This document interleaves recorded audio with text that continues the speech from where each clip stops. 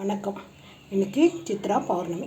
சித்ரா பௌர்ணமிக்கு நான் கலர்ன சாதம் ஒரு 3 வகையான சாதம் செஞ்சுருக்கிறேன். அப்புறம் சக்கரை பொங்கல் வச்சுருக்கிறேன். இது தயிர் சாதம். இஞ்சி, பச்சை மிளகா, கேரட்டு, கொஞ்சம் கருவேப்பிலை, கொத்தமல்லி எல்லாம் போட்டு தாளித்த தயிர் சாதம்.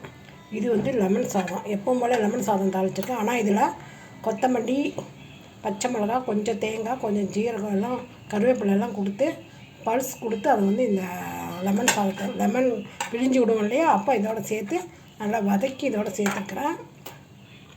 இதெல்லாம் எடுத்து கிண்ணத்தில் வச்சுருக்கிறேன். சக்கரை பொங்கல், அப்புறம் மாங்காய் போட்ட கொள்ளு துவையல். இது சித்திரகுப்தருக்கு கொள்ளு வைப்பேன். நான் போகும்போதெல்லாம் அங்கே கொள்ளு வைப்பாங்க. அதை வாங்கி வச்சுட்டு வரணும். அது ஒரு ஐதீகமாக செஞ்சுட்டு வராங்க அங்கே கோயிலுக்கு போகிறவங்கெல்லாம்.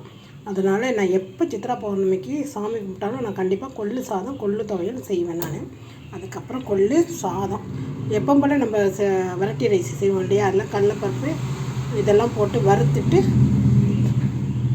கொள்ளையும் போட்டு அதையும் வறுத்து பவுடர் பண்ணி நம்ம தாளிப்போம், அதே மாதிரி தாளித்து சேர்த்துற வேண்டியதான். ரொம்ப சிம்பிளாக செஞ்சுருக்கிறேன்.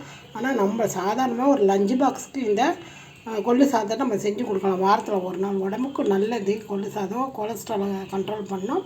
அப்புறம் குண்டாக இருக்கவங்க அடிக்கடி சேர்த்துக்கணும்னு சொல்லுவாங்க இல்லையா கொள்ளு.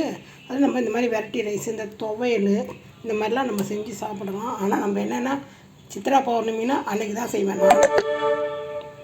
அதனால் இது மாதிரி செஞ்சு சாப்பிடுங்க. ரொம்ப சிம்பிளான ஒரு சித்ரா பௌர்ணமி சமையல். முடிஞ்சவங்கெல்லாம் சித்திரகுப்தர் கோயிலுக்கு போயிருப்பீங்க. நான்லாம் என்னாலலாம் போக முடியல. ஆனால் நாங்கள் பக்கத்தில் இருக்க சிவன் கோயிலுக்கு போவேன். எப்போயுமே எல்லா பௌர்ணமிக்கும் நம்ம சிவன் கோயிலுக்கு போவோம் இல்லையா, அதே மாதிரி சித்ரா பௌர்ணமிக்கும் நான் சிவன் கோயிலுக்கு போவேன். இங்கே 2 பட்டு வருது. நேற்று நைட்லேருந்தே சித்ரா பௌர்ணமி இருக்குது. நேற்று நைட்டு 9 மணிலேருந்து இன்றைக்கி நைட்டு 12 மணி வரைக்கும் நினைக்கிறேன். ஒவ்வொருத்தவங்க ஒவ்வொரு டைம் சொல்கிறாங்க. இதே மாதிரி செஞ்சு சாப்பிடுங்க. எல்லாருக்கும் சித்ரா பௌர்ணமி வாழ்த்துக்கள்.